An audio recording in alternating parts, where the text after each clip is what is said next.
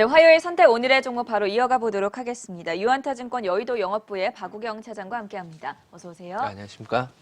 자, 오늘의 첫 번째 종목 S트래픽을 가지고 오셨는데요. 어떤 점들 살펴보면 좋겠습니까? 예, 이제 S트래픽을 좀 말씀드리기 전에 네. 코스닥 지수가 이제 1000포인트를 그렇죠. 넘었습니다. 코스피는 좀 지지부진한 상황에서 코스닥이 지금 900에서 1000포인트를 좀 빠르게 상승 중인데 그만큼 대형주보다는 이제 중소형주가 좀 강세를 좀 보이고 있다는 것을 좀 뜻하고 있고요. 당분간은 대형주보다는 중소형주에 대한 집중을 좀 할 필요가 있는 장이다.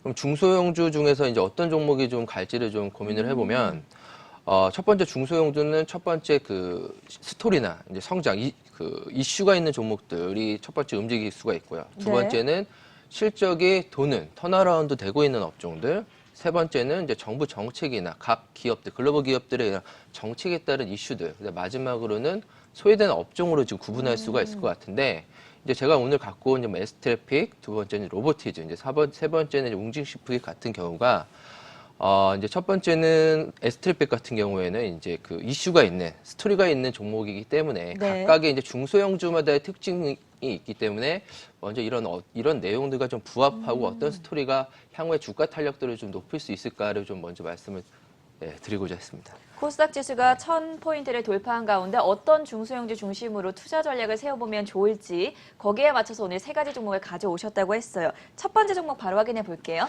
예, STP 같은 경우에는 그 2013년도에 삼성 SDS로부터 이제 독립된 그 교통 솔루션 전문 기업입니다. 네. 저희가 뭐 고속도로에 지나다 보면은 다차로 하이패스, 요금 징수 시스템이라고 하는 이제 하이패스, 지능형 교통 시스템, 철도 신호제어 및 통신 시스템을 제조하는 이제 사업을 좀 영위를 하고 있는데, 최근에는 그런 도로교통에서 이제 철도교통에서 좀 벗어나서 이제 전기차 충전 인프라 사업을 본격적으로 좀 구현을 하고 있습니다. 네. 그래서 전국 기준으로 충전 인프라를 급속으로는 660여 개, 완속으로는 이제 1,200여 개의 충전기를 좀 제공 중에 있습니다.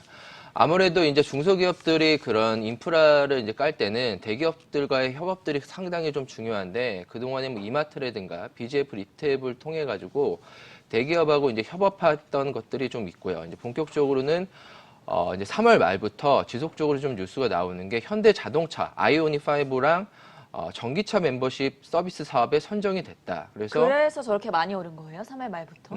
이제 3월 말부터 이제 주가가 올랐던 이유가 두 가지가 있습니다. 네. 첫 번째는 SK그룹에서 인수 추진. S트래픽을 인수할 수 있는 가능성이 생겼다라는 이제 언론 보도를 통해 가지고 주가 한번 레벨업이 됐고요. 네.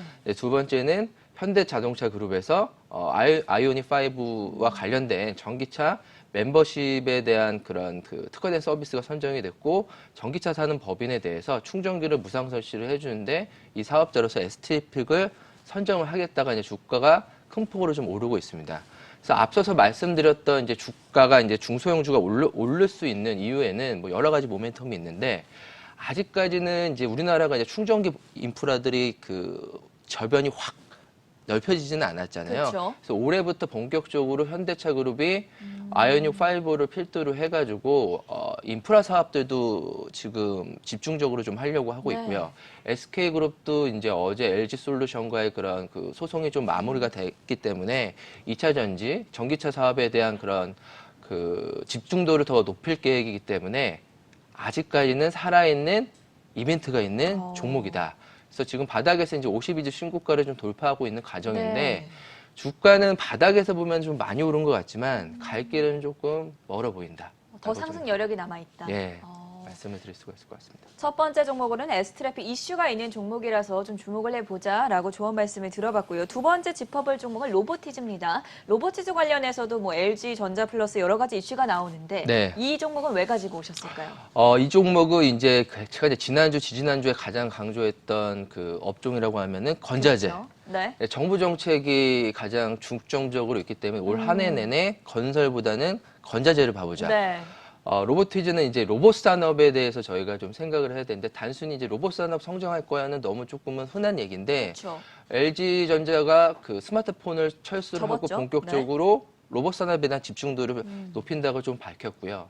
현대차도 1월에 그 보스턴 다이나믹스를 좀 인수를 함으로써 네. 모빌리티를 활용한 로봇 산업을 그 실증적으로 좀 보여주고 있고요.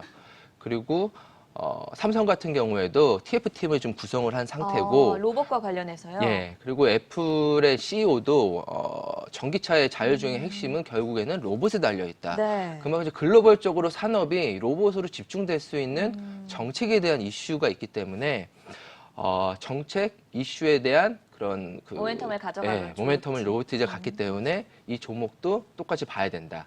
그래서 로보티즈 같은 경우에는 아무래도 지속적으로 사실은 이제 마곡에서 LG전자랑 뭐 배민, 한국로봇산업진흥원과 협업을 해가지고 국산 서빙 로봇에 대해서 개발을 지속적으로 좀 진행을 하고 있었습니다. 그래서 2019년에 12월 업계 최초로 실외 주행 로봇 규제 샌드박스를 좀 통과를 했고요. 네. 그래서 향후에 그런 서비스 배송 로봇에 대한 그런 이슈가 시장에서 좀 관심도가 높았을 때에는 제일 먼저 크게 움직일 수 있는 종목이다라고 좀 말씀을 드릴 수가 있을 것 같고, 배민과 현대차 그룹이 로봇 배달에 대해서 계획들을 좀 밝혔거든요.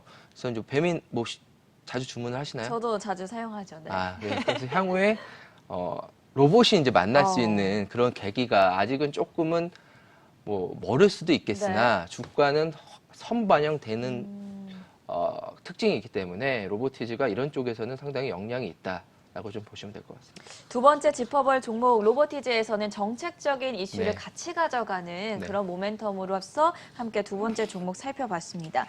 마지막 관심 종목은 저에게 굉장히 익숙한, 네. 저도 어렸을 때 열심히 예. 했기 때문에 웅진 싱크빅을 가지고 오셨어요. 근데 코로나 사태 때 좀 힘들었나요? 어땠습니까?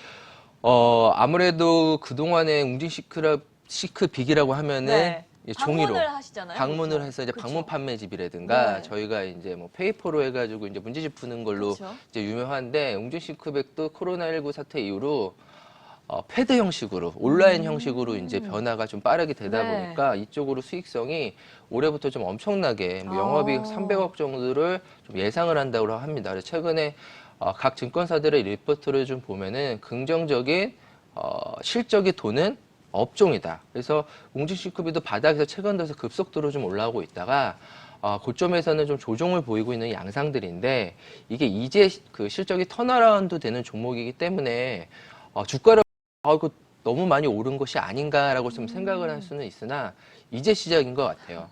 그래서 온라인 사업으로 좀 빠르게 좀 변화하고 있고, 그동안에 뭐 이제 앵커분께서도 많이 하셨다시피 그런 단순하게 이제 입시 트렌드에서 좀 벗어나서 교육에 대한 그런 플랫폼들이 좀 다양하게 됐거든요. 그래서 유치원생부터 중등생까지의 그런 스마트 학습에 대한 그런 학습지에 대한 뭐라 그럴까요? 학습 회원 수들이 좀 빠르게 좀 증가하고 있는 점들이 실적에 크게 좀 도움이 되고 있고요.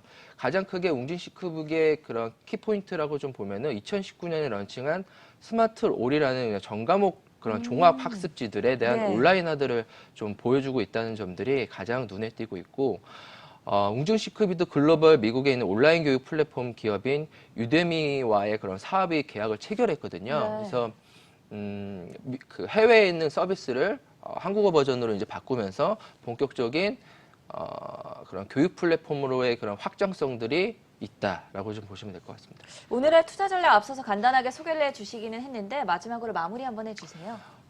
지금은 그 주독 섹터가 없고요. 네. 지수는 코스피는 좀 갇혀 있는 상황이고, 그렇죠. 특별한 대외 악재, 뭐 대외 호재가 있기보다는 지지부진한 박스권에 좀 갇혀 있습니다. 그래서 지금 상황에서는 좀 수익을 내려면은 어쩔 수 없이 중소형주에 좀 집중할 필요가 있을 것 같고, 나는 중소형주랑은 좀 안 맞아라고 좀 한다면은 시총 상위 종목들에 대한 주가 탄력도는 조금은 좀 떨어질 것 같아요. 그러면 좀 긴 호흡으로 장기적인 투자로 좀 보시는 것이 맞고, 내가 4월 달 한해는 꼭 수익을 좀 내겠다라고 한다면은 여러 가지 좀 이슈가 있는 중소형주로 좀 집중해야 되지 않을까라고 좀 보여주고 있습니다. 지금의 뭐 악재라고 한다면은 뭐 미중 간의 무역이 좀 격화될 수 있는 그거 말고는 특별한 악재는 없는 시장에 대해서 좁은 박스권 나에서는 중소형주가 수익률이 탁월하다라고 좀 말씀드리겠습니다. 네, 지금까지 유한타증권 여의도영업부의 박우경 차장이었습니다. 감사합니다. 감사합니다. 화요일 굿모닝 투자의 아침 여기서 인사드리겠습니다. 함께해 주신 여러분 고맙습니다.